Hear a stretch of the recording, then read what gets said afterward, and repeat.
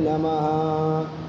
वक्रतुंड महाकाय कोटिसूर्यसमप्रभा निर्विघ्नं कुरु मे देवा सर्वकार्येषु सर्वदा। ॐ गजाननं भूतगणादिसेवितं कपित्थजम्बूफलचारुभक्षणम् उमासुतं शोकविनाशकारिकं नमामि विघ्नेश्वरपादपङ्कजं। सर्वमङ्गलमाङ्गल्ये शिवे सर्वार्धसाधिके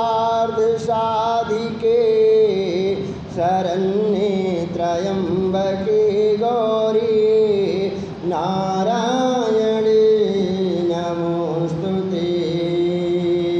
कर्पूरगौरं करुणावतारं संसारसारं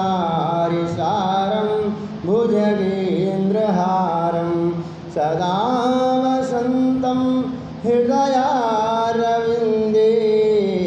भवं भवानी सहितं नमामि। त्वमेव माता च पिता त्वमेव बन्धुश्च सखा त्वमेव विद्या द्रविणं त्वमेव सर्वं मम देवदेवा। बोलिए गणेश भगवान की जय, बोलिए शंकर भगवान की जय, बोलिए सच्चे दरबार की जय, बोलिए हनुमंत लाल की जय, बोलिए श्री शिव महापुराण कथा की जय। भक्तों, भगवान शिव जी के नाम को गाते हुए कथा को सुनेंगे कि हरे हरे महादेव शंभो काशी विश्वनाथ गंगे। हरे हरे महादेव शंभो काशी विश्वनाथ गंगे। काशी विश्वनाथ गंगे गौरा पार्वती संगे। काशी विश्वनाथ गंगे गौरा पार्वती संगे। हरे हरे महादेव शंभो काशी विश्वनाथ गंगे। हरे हरे महादेव शंभो काशी विश्वनाथ गंगे। काशी विश्वनाथ गंगे गौरा पार्वती संगे। काशी विश्वनाथ गंगे गौरा पार्वती संगे। हरे हरे महादेव शंभो काशी विश्वनाथ गंगे। हरे हरे महादेव शंभो काशी विश्वनाथ गंगे। बोलिए शंकर भगवान की जय। तो भक्तों, कल के प्रसंग में आप कथा सुन रहे थे। कथा का प्रसंग ये चल रहा था कि ब्रह्मा जी द्वारा उत्पन्न जो कन्या है जिसका नाम संध्या है, और उसके उपरांत कामदेव जी उत्पन्न हुए और उनको ब्रह्मा जी ने वरदान दिया कि तुम्हारे द्वारा ही सृष्टि अब आगे बढ़ेगी और तुम सभी में काम भाव संचार करोगे। तो कामदेव ने ब्रह्मा जी पर ही अपना अस्त्र चलाया। कामदेव जी स्वयं की पुत्री पर ही मोहित हो गए थे। शंकर भगवान आए भोलेनाथ जब देवताओं ने बताया कि ऐसा अनर्थ होने जा रहा है, तो भगवान भोलेनाथ ने आकर के ब्रह्मा जी से कहा कि ये बिल्कुल अनुचित कार्य है। और इस प्रकार से ब्रह्मा जी बड़े लज्जित हुए। भक्तों, उस समय शरीर से जब पसीने की बूंद निकली तो उससे किसकी उत्पत्ति हुई थी? मैंने कल कथा में बताया था, पितरों की उत्पत्ति हुई थी। पितर कहाँ से पैदा हुए हैं? ब्रह्मा जी के जो पसीने से बूंद निकली उससे पितरों की उत्पत्ति हुई है। इस प्रकार संध्या ने अपने मन में ये ठान लिया कि मैं इस शरीर को नहीं रखूंगी। ऐसा विचार करके वो तपस्या करने के लिए निकली, वन में गई। वन में वशिष्ठ मुनि जी का जब दर्शन हुआ, वशिष्ठ मुनि जी ने कहा, हे देवी, इस निर्जन वन में किस लिए तपस्या कर रही हो? तो उसने कहा, संध्या देवी ने, कि मैं अब इस शरीर को नहीं रखूंगी, भगवान में ही समाहित कर दूंगी। लेकिन कैसे करूं तपस्या? भगवान दर्शन तो दें। तो वशिष्ठ मुनि जी ने बताया कि आप जो है प्रणव अक्षर मंत्र का जाप करो, भगवान शंकर जी जरूर दर्शन देंगे। ओम नमः शिवाय मंत्र का जाप करने लगी संध्या, और इस प्रकार से उसकी तपस्या से प्रसन्न होकर के भगवान शंकर भोलेनाथ जी उसके अंतरात्मा में आ गए हैं। बोले शंकर भगवान की जय। तो वो कहने लगी कि हे प्रभु, हे निराकार परम ज्ञानी, लोक सृष्टा, मैं आपको प्रणाम करती हूँ जो शांत, निर्मल, निर्विकार और ज्ञान के स्रोत हैं, जो प्रकाश को प्रकाशित करते हैं। उन भगवान शिव भोलेनाथ को मैं प्रणाम करती हूँ जिनका रूप अद्वितीय है। ऐसे भगवान देवादिदेव महादेव को मैं प्रणाम करती हूँ। हे प्रभु, मैं आपकी स्तुति कैसे करूँ? मैं एक अज्ञानी और मूर्ख स्त्री हूँ। इस प्रकार मैं किस तरह आपकी पूजा करूं? और इस प्रकार से हे प्रभु, मैं बारंबार आपके श्री चरणों में प्रणाम करती हूँ। संध्या द्वारा जब भगवान शिव की स्तुति की गई तो भगवान भोलेनाथ प्रसन्न हो गए। भगवान भोलेनाथ ने कहा, हे देवी, मैं तुम्हारी तपस्या से बहुत प्रसन्न हूँ। तुम जो वरदान मांगना चाहती हो मांग लो। तो संध्या देवी ने भगवान भोलेनाथ जी से कहा कि हे महादेव, मैं आपसे वरदान मांगना चाहती हूँ, तो ये वरदान दीजिए कि मैं अगर तपस्या करके शुद्ध हो गई हूँ तो हे महेश्वर, हे देवादिदेव, आप ये वरदान दीजिए कि आकाश, पाताल, पृथ्वी, किसी भी स्थान पर रहने वाले जो भी प्राणी इस संसार में जन्म लेवें, वो जन्म लेते ही काम के भाव ना हो जाएं, काम के भाव से युक्त ना हो जाएं। हे प्रभु, मेरे पति भी, जो मुझे पति मिले, वो सुहृदय वाला हो और सुंदर चरित्र वाला हो, अधिक कामी ना हो। ये तो पहला वरदान। दूसरा वरदान ये चाहिए कि जो मनुष्य मुझे सकाम भाव से देखे वह पुरुष पुरुषत्वहीन हो जाए, उसी समय नपुंसक हो जाए। और मुझे ये भी वरदान दीजिए कि मेरे समान विख्यात परम तपस्विनी तीनों लोकों में कोई नारी ना हो। संध्या के वरदान मांगने को सुन करके भगवान शंकर जी बोले, हे देवी संध्या देवी, तुम जो चाहती हो मैं तुम्हें वरदान देता हूँ। ऐसा कह करके भगवान शंकर जी ने तथास्तु कह करके उनको वरदान दिया और कहने लगे कि मैं प्राणियों के जीवन में अब तुम्हारे वरदान के स्वरूप 4 अवस्थाएं करूँगा। देखिए, शुरुआत यहाँ से हो रही है। प्राणियों के जीवन में तुम्हारे वरदान मांगने के अनुसार मैं 4 अवस्थाएं बनाने जा रहा हूँ। पहली अवस्था क्या बनाऊँगा? पहली अवस्था इस शरीर की बनेगी शैशव अवस्था। शैशव का मतलब बाल्यावस्था। और दूसरी अवस्था बनेगी कौमार अवस्था, और तीसरी अवस्था यौवन अवस्था यानी जवानी की जो अवस्था आएगी, और उसके बाद में चौथी जो अवस्था बनाऊंगा वृद्धावस्था। अब संध्या देवी के मांगे हुए वरदान से ही तभी से सभी में, चाहे कोई जानवर हो, चाहे मनुष्य हो, चाहे वृक्ष हो, जो भी हो, सबकी 4 अवस्थाएं बनने लगी। इस प्रकार से और कहने लगे, हे देवी, आपने अपने मन में एक संकल्प और लिया था कि मैं अब इस शरीर को नहीं रखूंगी, क्योंकि ये पापी शरीर हो गया है, जला करके भस्म करने का मन बनाया था।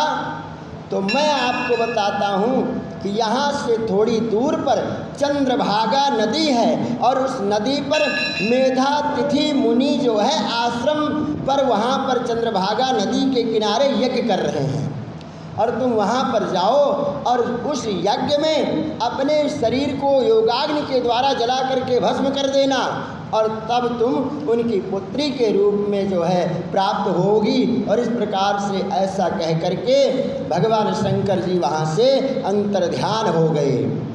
एक बात ये भी बताया भगवान शंकर जी ने कि जब तुम तपस्या कर रही थी पर्वत पर, तब त्रेता युग में प्रजापति दक्ष की बहुत कन्याएं हुईं। उनमें से 27 कन्याओं का विवाह उन्होंने चंद्रमा से कर दिया। 27 कन्याओं का विवाह चंद्रमा से कर दिया दक्ष प्रजापति ने। अब दक्ष प्रजापति कौन है? ये ब्रह्मा जी के पुत्र हैं। अब जो 27 कन्याओं का विवाह हो गया, उनमें से क्या हुआ कि वो सभी पत्नियों 27 में से जो है केवल रोहिणी से प्रेम करते थे, बाकी 26 को प्रेम ही नहीं करते थे। तो इस बात पर किसी भी पिता को अगर ऐसा पता लगेगा अपनी पुत्री के बारे में, तो दक्ष को क्रोध आ गया। तो दक्ष ने उनको श्राप दे दिया था, और उन्हीं को फिर मुक्त कराने के लिए चंद्रभागा नदी का निर्माण किया था। और इस प्रकार से हे देवी, जाओ उस यज्ञ में अपने शरीर को डाल करके भस्म हो करके शुद्ध हो जाना और पवित्र हो जाना, ऐसा वरदान दे करके मेरे भगवान भोले शंकर भोलेनाथ जी वहाँ से अंतर्ध्यान हो गए हैं। बोले शंकर भगवान की जय। ब्रह्मा जी कहते हैं कि हे नारद, कथा ध्यान से सुनते रहो, तारतम्य बिगड़े ना, क्योंकि शिवपुराण इस मानव जीवन में मिला है सुनने को। तो ऐसा सुनो कि एक एक कथा अंतरात्मा में उतर जाए। संध्या देवी वहाँ पर पहुँची जहाँ पर मेधातिथि मुनि का आश्रम था, यज्ञ चल रहा था। इन्होंने योगाग्नि के द्वारा अपने शरीर को ऊंची ऊंची उठती हुई लपटों में अग्नि कुंड में ही आहुति दे दिया, और वहाँ पर ये जल करके भस्म हो गई। जब संध्या देवी जल करके भस्म हो गई, तो इनके शरीर से जो तेज निकला वो सूर्यमंडल में छा गया जा करके। और सूर्य देवता ने क्या किया, उस बहुत ही ध्यान देने वाली सूर्य देवता ने उस तेज को 2 भाग में बना लिया। सूर्य भगवान के रथ में 2 पहिए लगे हैं, तो आधा एक पहिए में लगा लिया और आधा दूसरे पहिए में लगा लिया उस तेज को। तो उससे क्या बना, एक से प्रातः संध्या और दूसरी से सायं संध्या। तो प्रातः संध्या जो हुई संध्या देवी, उसको देवताओं के निमित्त कर दिया कि प्रातः संध्या में देवताओं का पूजन हवन यज्ञ करना है। और सायं संध्या जो बनाया वो पितरों के लिए निर्मित कर दिया कि ये पितरों के निमित्त है। इस प्रकार से संध्या देवी से ही तभी से हम लोग कहने लगे चलो संध्या वंदन करते हैं। संध्या वंदन मतलब पूजा पाठ माला जप ये किया जाता है। जिसने संध्या वंदन नहीं किया समझ लो उसका जीवन उस दिन का निरर्थक चला गया। आप जो पूजा पाठ करने माला फेरने आते हो यही तो संध्या है, ये आपकी प्रातः संध्या है। फिर शाम को भी बैठ जाते हो भगवान के पास ही चले आते हो। नहीं समय मिला, घर पर ही बैठ करके जोत बत्ती पूजा आरती कर रहे हो, लेकिन संध्या प्रत्येक प्राणी को करना चाहिए, प्रातः संध्या और सायं संध्या, तभी ये मानव जीवन सफल हो पाएगा। इस प्रकार से जब उसमें आत्माहुति अपने को दे दिया प्राणाहुति संध्या देवी ने, तो उसमें से एक सुंदर कन्या निकली। वो कन्या मेधातिथि मुनि को जब मिली तो बड़े प्रसन्न हुए कि यज्ञ में हमें ये प्रसाद मिल गया। और उन्होंने जब वो कन्या बड़ी हुई, पहले संध्या थी, अब उसका नाम रख दिया अरुंधति। अरुंधति जो कन्या है, इस प्रकार से मेधातिथि बड़े प्रसन्न हुए कि आज भगवान की बड़ी कृपा हुई। और इस प्रकार से उन्होंने कहा था, भगवान शंकर जी ने संध्या से, हे देवी, जिस समय तुम अग्नि में आत्माहुति दोगी, जिस पुरुष का ध्यान अपने मन में करके यज्ञ में जाओगी, वही पुरुष तुम्हें विवाह के लिए मिलेगा। तो संध्या देवी जिस समय यज्ञ में आत्माहुति दिए थे, वहाँ पर जो है प्राणाहुति दिया संध्या देवी ने। किसका ध्यान किया था? वशिष्ठ मुनि जी का ध्यान किया था। इस प्रकार से जब संध्या देवी बड़ी हुई, विवाह अवस्था आई, तो जो है ब्रह्मा और विष्णु महेश जी के द्वारा बात करके मेधातिथि मुनि ने उनका विवाह संध्या देवी का वशिष्ठ यानी अरुंधति, अब तो संध्या देवी रहा नहीं, नाम तो बदल गया, अरुंधति देवी का विवाह वशिष्ठ मुनि से करवा दिया। इस प्रकार से उनके साथ वो रमण करने लगी। इनके पुत्र हुए, शक्ति शुभ श्रेष्ठ पुत्र हुए। ये मैंने परम पावन चरित्र सुनाया है संध्या देवी का, ये शिव पुराण का ये प्रसंग आज सुना है संध्या देवी का। इस प्रकार से सूत जी बोले, हे ऋषियों, जब इस प्रकार प्रजापति ब्रह्मा ने कहा, प्रजापति ब्रह्मा क्या हुआ कि लज्जित तो थे ही पहले शंकर जी के द्वारा, तो वो बदले की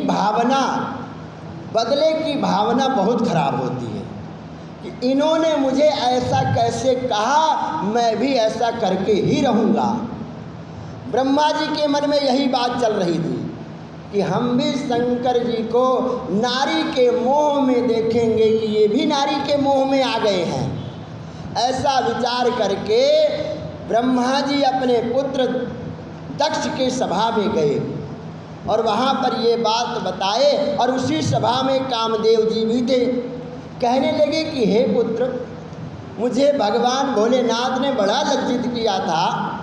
अब मैं ये चाहता हूँ कि वो भी किसी कमनीय कांति वाली स्त्री से विवाह करें, वो भी मोह माया के बंधन में फंस जाएं, क्योंकि परम योगी हैं। इस प्रकार से इस काम को करने के लिए कौन उनको तैयार करे कि वो विवाह के लिए तैयार हो जाए, व्यवस्था कौन बनाएगा? तो कामदेव को कहा आप जाओ। उनकी तपस्या, क्योंकि कैलाश पर्वत पर वहाँ पर जो है भगवान शंकर जी तपस्या कर रहे हैं, उनकी तपस्या भंग करना ही पड़ेगा। इस प्रकार से कामदेव जी को वहाँ पर भेजा, लेकिन उनकी तपस्या भंग नहीं कर पाए। कामदेव लौट करके चले आए कि हे ब्रह्मदेव, हे पितामह, मैं क्या करूं? मैंने बड़ा प्रयास कर लिया, लेकिन आप कोई सुंदर ऋतु, सुंदर नारी तैयार करो तो ही तो काम बनेगा। इस प्रकार से मैंने बड़े प्रयास कर लिए, लेकिन मैं सफल नहीं हो पाया।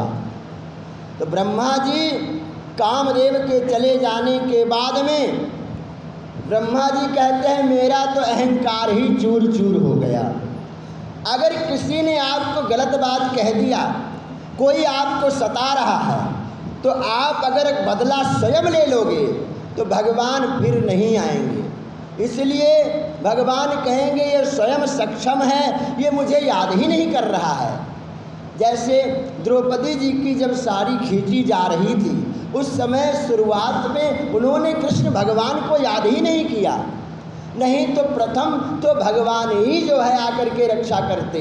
अंतिम समय में भगवान को याद किया जब सारा परिवार देख लिया। तो इसलिए अगर कोई आपको कुछ कहता है तो उस प्रभु को समर्पित करके आप शांत रहिए, वो परमात्मा अवश्य ही जो है उसको जो है उसका परिणाम जरूर देता है।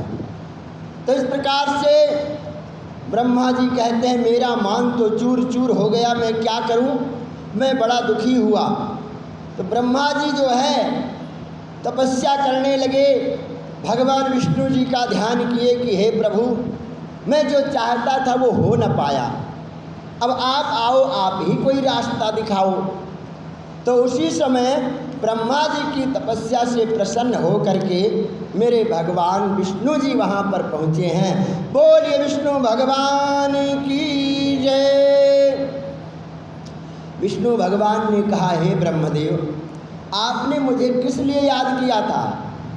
तो कहने लगे प्रभु मैं ये चाहता हूँ कि भगवान भोलेनाथ देवाधिदेव महादेव वो भी जो है नारी के बंधन में इस प्रकार से विवाह कर लें, वो भी माया के वशीभूत हो जाएं। तो वो कहने लगे देखो वो नियोगी हैं, उनको माया नहीं व्याप्त हो सकती है। इस प्रकार से आप अगर चाहते हो तब मैं बताता हूँ कि जब भगवान शंकर जी ने आपकी कृपा से हमें प्रकट किया, उस समय उन्होंने बताया था हम दोनों को जब प्रकट कराया भगवान शिव जी ने कि ब्रह्मा विष्णु और रुद्र तीनों ही मेरे अवतार होंगे, परंतु मेरा रुद्र रूप पूर्ण अवतार होगा। विष्णु और रुद्र तीनों ही मेरे अवतार होंगे। इस प्रकार से इसी प्रकार देवी उमा के भी 3 रूप होंगे। एक रूप से उनका नाम लक्ष्मी होगा, वो श्री हरि की पत्नी कहलाएंगी उमा देवी, और दूसरे रूप में सरस्वती होगी जो ब्रह्मा जी की पत्नी बनेंगी, और देवी सती उमा का पूर्ण रूप होंगी, वे ही भगवान शंकर जी की पत्नी बनेंगी। ऐसा कह करके भगवान शंकर जी वहाँ से अंतर्ध्यान हो गए हैं। बोलिए विष्णु भगवान अंतर्ध्यान हो गए। बोलिए विष्णु भगवान की जय। इस प्रकार जो है ब्रह्मा जी गए अपने पुत्र, ब्रह्मा जी तपस्या करने लगे किसकी? माँ भगवती की। जब माँ भगवती की आराधना किया तो माँ भगवती शेर पर सवार होकर के आ गई हैं। कथा में यहाँ से माता का आगमन हो गया है। बोलिए सच्चे दरबार की जय। माँ भगवती ने कहा हे पुत्र मांगो, क्या वरदान मांगना चाहते हो?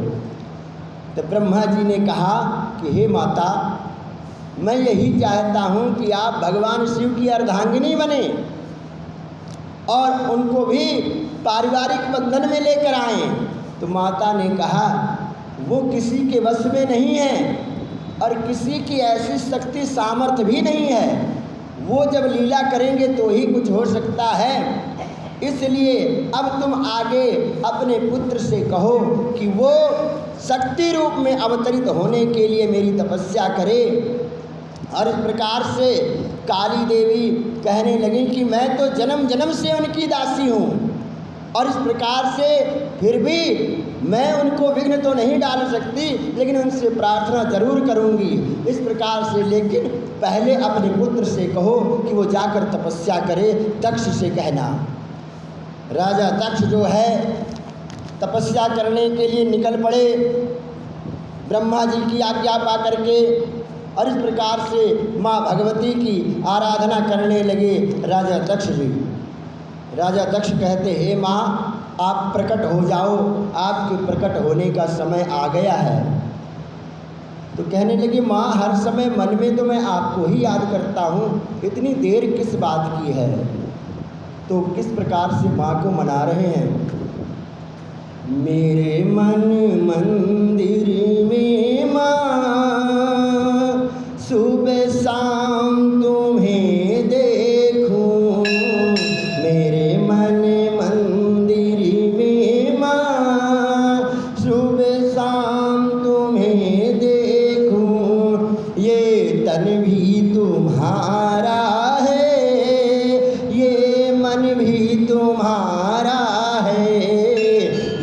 तन भी तुम्हारा है, ये मन भी तुम्हारा है। दिल की हर धड़कन में सुबह शाम तुम्हें देखो, दिल की हर धड़कन में सुबह शाम तुम्हें देखूं। मेरी श्वास श्वास में माँ, मेरी श्वास श्वास में माँ, तेरा वास रहे माता। मेरी श्वासों में माँ सदा ही तेरा वास रहे। मेरे मन मंदिर में माँ सुबह शाम तुम्हें देखूं। मेरे मन मंदिर में माँ सुबह शाम तुम्हें देखूं। दिल की हर धड़कन में सुबह शाम तुम्हें देखूं। बोले सच्चे दरबार की जय। जब राजा दक्ष ने माँ भगवती को मनाया तो माँ भगवती प्रकट हो गई हैं। माता ने कहा, हे राजा दक्ष, मैं तुम्हारी तपस्या से प्रसन्न हूँ और मैं तुम्हारी इच्छा को पूर्ण करूँगी। कहने लगे कि हे माँ, आप पुत्री के रूप में मेरे घर अवतार लें और भगवान शंकर जी से विवाह करके इस संसार की सृष्टि का कार्य आगे बढ़े, इसीलिए मैंने तपस्या किया है। माँ भगवती ने कहा, हे दक्ष, एक बात बहुत ध्यान से सुन लेना। मैं जरूर आऊँगी तुम्हारे घर में, लेकिन जिस समय मेरे प्रति तुम्हारा आदर कम हो जाएगा उसी समय तुम्हें छोड़ करके फिर चली जाऊंगी। ऐसा कह करके माता भगवती वहाँ से अंतर ध्यान हो गई हैं। बोली सच्चे दरबार की जय। तो भक्तों, आगे माँ भगवती ने क्या लीला रचाई है ये कल के प्रसंग में सुनेंगे और भगवान महादेव जी के नाम को गाते हुए आगे की ओर बढ़ेंगे। बोले शंकर भगवान की जय। हरे हरे महादेव शंभो, काशी विश्वनाथ गंगे।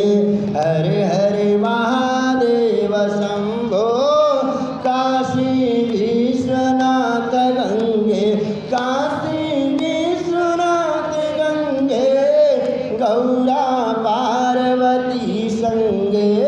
काशी विश्वनाथ गंगे, गौरा पार्वती संगे। हरे हरे महादेव शंभो, काशी विश्वनाथ गंगे। हरे हरे महादेव शंभो, काशी विश्वनाथ गंगे। बोले शंकर भगवान की जय। ओम जय शिव ओंकारा, स्वामी हरे शिव ओंकारा। ब्रह्मा विष्णु सदा शिवा, भोले भोलेनाथ अर्धांगी धारा। ओम हरे हरे महादेवा, एकानन चतुरान पंचानन राजे। ओ शिव पंचानन राजे। हंसासन गरुड़ासन, हंसासन गरुड़ासन। विश्वाहन साजे। ओम हरे हरे महादेवा, दो भुज चार चतुर्भुज दश भुज ते सोहे। ओ शिव ते सोहे। तीनों रूप निरखता, शंकर जी का रूप निरखता। त्रिभुवन जन मोहे। ओम हरे हरे महादेव, अजमाला वनमाला रुणमाला धारे। ओ शिव माला धारे। चंदन मृगमद चंदा केश, तिलक सुगंधा। भोले शुभकारी ओम हरे हरे महादेव श्वेतांबर पीतांबर बाघंबर अंगे ओ शिव बाघंबर अंगे सनकादिक ब्रह्मादिक सनकादिक ब्रह्मादिक भूतादिक संगे ओम हरे हरे महादेव करके बीचक मंडल चक्र त्रिशूल धरता हो शिव चक्र त्रिशूल धरता जग करता जग हरता सुख करता दुख हरता जग पालन करता ओम हरे हरे महादेव ब्रह्मा विष्णु सदा जानता या विवेका हो शिव जानत या विवेका प्रणवाक्षर के माते ओम अक्षर के माते ये तीनों एका ओम हरे हरे महादेव काशी में विश्वनाथ विराज नंदो